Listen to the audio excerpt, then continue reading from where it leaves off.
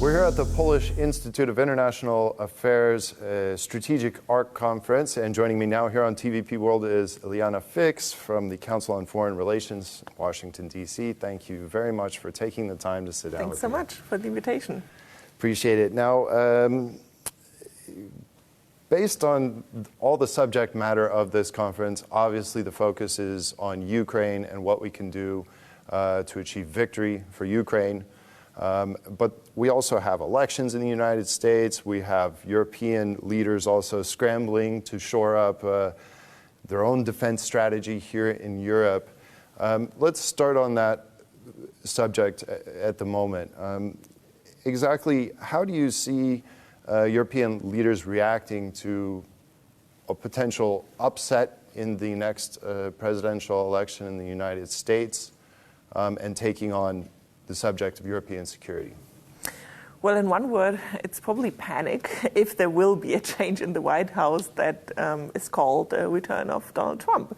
Because for Europeans, it is not only the security of Ukraine that is at stake. It is very probable and very likely that Trump will try to seek a deal with Vladimir Putin that will, well, more or less throw Ukraine under the bus, where he will try to sell it as a peace deal for which he deserves the Nobel Peace Prize, but which in reality will probably leave Ukrainian territory to Russia and not deliver the assurances that are needed that Putin will not try again in the future to attack Ukraine.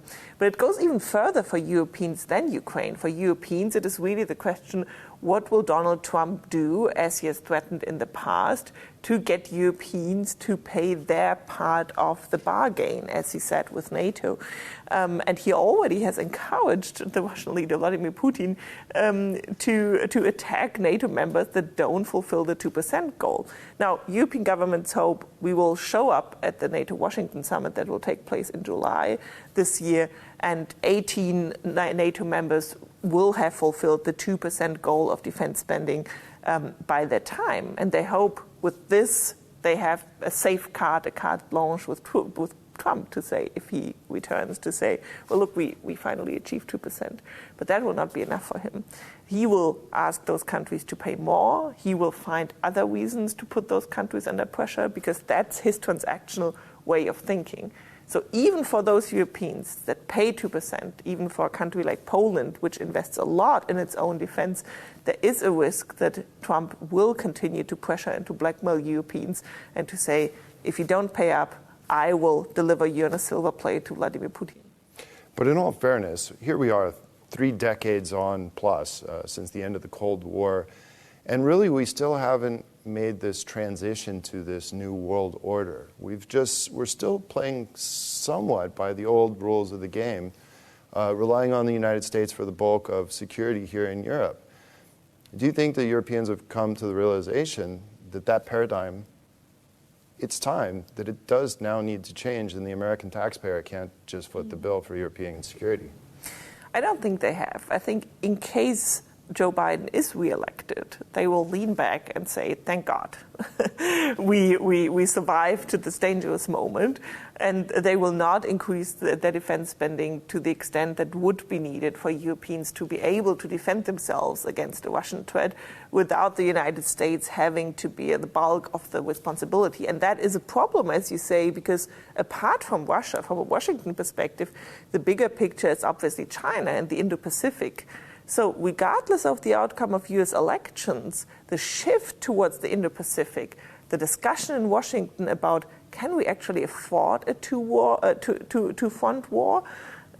Should we not switch our resources more to the Indo-Pacific instead of Europe? That discussion will continue. So Europeans have really no reason, even if Joe Biden is elected again, to sort of have a side of relief and to relax. And so from this perspective, one can say that Macron was right with his idea of Europeans need strategic autonomy, need to take their future into their own hands. The only question is if Europeans want to do this under French leadership, as President Macron envisions for himself and for his country. Right, and when we look at the U.S. pivot to China, the approach over here in Europe is obviously quite different, right? The approach is very fragmented. Countries have their individual interests, and we have de-risking, not quite decoupling.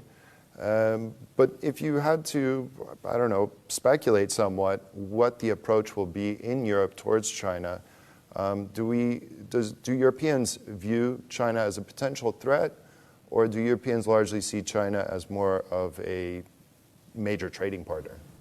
Yeah, the big difference between Washington and Europe, and one can argue whether Washington is too hawkish on China, because for Washington it's obviously a question of global hegemony, which it's not for Europeans. But for Europeans, it is an economic security question. So they are talking about tariffs against China. For the United States, China is a national security problem. And what is surprising is that the moment that China actually became an indirect security threat to Europe through its support for Russia, which has increased to a level which really allows Russia to continue this war at the level that they do.